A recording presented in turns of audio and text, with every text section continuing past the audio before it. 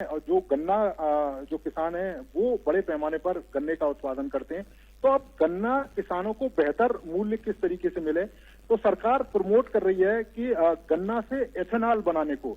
और आपने देखा होगा कि बड़े पैमाने पर जो गन्ना किसान है उन्होंने एथेनॉल बनाया भी और उसका फायदा भी हुआ। करीब करीब पिछले वर्ष में 20,000 करोड़ रुपए का एथेनॉल तेल कंपनियों को बेचा गया और इसका जो सीधा जो फायदा है वो गन्ना किसानों को मिला। तो आप समझ सकते हैं कि जो एनर्जी है उस पर किस तरीके से लगातार काम किया जा रहा है, जो फ्यूल है उस पर किस तरीके से काम किया जा रहा है कि जो लोग हैं उन तक जो पैसा है वो भी पहुंचे, लोगों तक सुविधा भी पहुंचे और हम फ्यूल को बचा सकें और फ्यूल के जो दूसरे जो रूप है उसका हम जो प्रयोग है वो कर सकें। तो केंद्र सरकार इसके लिए भी लगातार प्रयास कर रही है और उसका जो सीधा सीधा जो फायदा है वो यहाँ के किसानों को भी मिल रहा है। दूसरी अगर हम देखें कि जिस तरीके से पिछले साल ही जिस तेजी के साथ यहाँ पर काम किया गया और इस साल के बजट में केंद्र सरकार ने अगर आप देखें तो अपर भद्रा प्रोजेक्ट जो 5,300 करोड़ रुपए का है और उसकी भी कह सकते हैं कि घोषणा करी थी। और इसमें कर्नाटक में एक कह सकते हैं कि जो सिंचाई की जो समस्याएं थी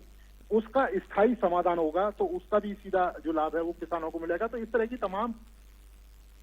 और ये देखिए नीरज, ये तस्वीरें आई हैं जो दिखा रही हैं प्रधानमंत्री नरेंद्र मोदी मेट्रो में बैठे हुए हैं, सफर कर रहे हैं और उनके साथ कई कर्मचारी बैठे हैं। कई अलग अलग कुछ यात्री हैं, कुछ कर्मचारी भी हैं और उनसे बहुत ही सहजता से प्रधानमंत्री नरेंद्र मोदी जिस तरह से बात कर रहे हैं, आप देखिए बहुत खूबसूरत तस्वीरें। देखिए बिल्कुल खूबसूरत है। और सिर्फ आप यही नहीं, आपने देखा भी होगा कि जिस समय काशी विश्वनाथ मंदिर का कॉरिडोर बना था, आपने देखा होगा कि जिन कर्मचारियों ने उस मंदिर में मेहनत करी थी, उन मंदिर में ईंटें उठाई थी, प्रधानमंत्री ने उनके साथ मुलाकात करी थी, उनके साथ उनके जो अनुभव हैं वो साझा किए थे। आपने देखा होगा कि जिस तरीके से दिल्ली के अंदर भी जो नई पार्लियामेंट बन रही है वहां पर भी जो मजदूर लोग काम कर रहे हैं उनके साथ प्रधानमंत्री ने इंटरेक्ट किया था।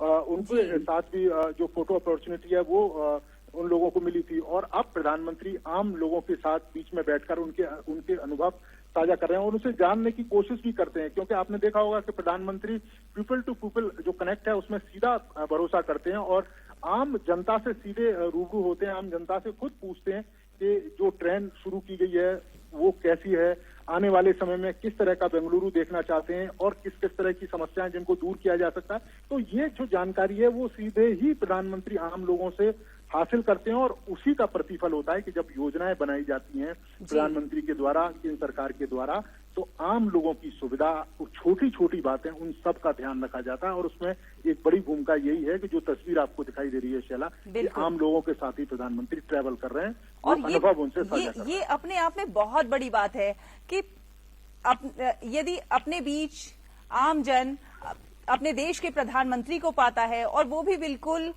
आम अंदाज में बिना किसी लाग लपेट के उनसे बात कर रहे हैं, इस तरह से बात कर रहे हैं कि वो असहज भी नहीं हो रहे हैं, तो ये अपने आप में बड़ा खूबसूरत है। यही उनको जनप्रिय बनाता है।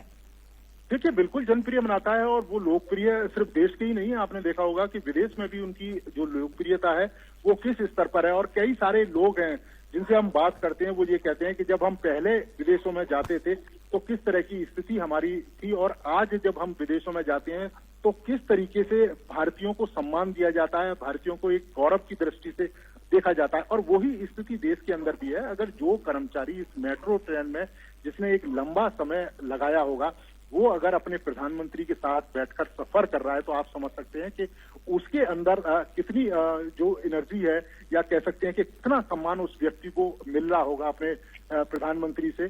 क्योंकि एक बड़ी बात है, तो एक आम आदमी देश के प्रधानमंत्री से मिले, उनके साथ बैठ के बात करे, उनके साथ सफर करे, तो ये कल्पनाओं से परे है। लेकिन प्रधानमंत्री ने कई बार ऐसा किया है कि प्रोटोकॉल उन्होंने तोड़ा है, कई बार प्रोटोकॉल तोड़ के अपनी सुरक्षा की चिंता किए बिना वो जनता के बीच में चले जाते हैं, उनसे सीधे रूबरू होते हैं। और यहाँ पर भी ऐसा कोई प्रोटोकॉल नहीं था, ऐसा कोई कार्यक्रम नहीं था कि प्रधानमंत्री को किसी के साथ सफर करना है, लेकिन यहाँ प्रधानमंत्री पहुंचे और वो आमजन जिनके साथ जिन्होंने यहाँ पर मेट्रो में काम किया था उन्हीं के साथ उन्होंने अपने सफर की शुरुआत की व्हाइट फील्ड से जब वो मेट्रो में सवार हुए चला। और ये मेट्रो भी देखें नीरज, काफी शानदार, काफी अच्छी मेट्रो लग रही है। अगर इसकी खूबियों की बात करें तो क्या क्या फीचर्स इसमें मौजूद हैं?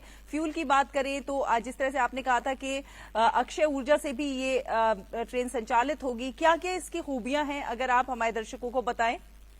देखिए, बिल्कुल मैं सबसे पहले बताऊं, जैसा मैं जिक्र भी कर रहा था कि रीजनरेटिव ब्रेकिंग सिस्टम इसमें लगाया गया। अब वो होता क्या है कि जब भी ट्रेन चलेगी और जब भी उस ट्रेन में ब्रेक लगेगी, कई बार होता है कि ब्रेक लगाने में एनर्जी का वेस्ट होता है, लेकिन इसमें इस तकनीक का प्रयोग किया गया है कि जब ब्रेक लगेगी तो एनर्जी जनरेट होगी। जब वो एनर्जी जनरेट होगी तो उस एनर्जी का जो प्रयोग है वो मेट्रो के संचालन में, या कहें कि मेट्रो स्टेशन है उनके संचालन में उसका प्रयोग किया जाएगा। बिजली की जो खपत है वो ये सेल्फ ही पूरा करेगी, क्योंकि सोलर जो पावर सिस्टम है उसमें लगाया गया है। आपको अलग से जो बिजली है उस पर अतिरिक्त खर्च नहीं करना होगा।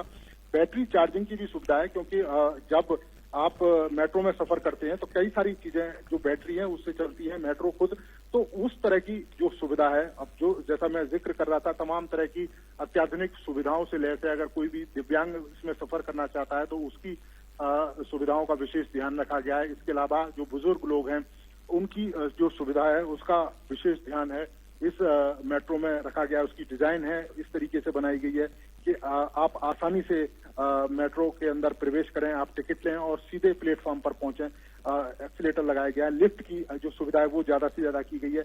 लोगों को रश में लाइन न लगानी पड़े भीड़ के समय, क्योंकि बड़ा इलाका है व्हाइटफील्ड का और आईटी कंपनियों का हब है, तो उसके लिए आप व्हाट्सएप से जो टिकट है वो भी ले सकते। तो इस तरह की तमाम जो सुविधा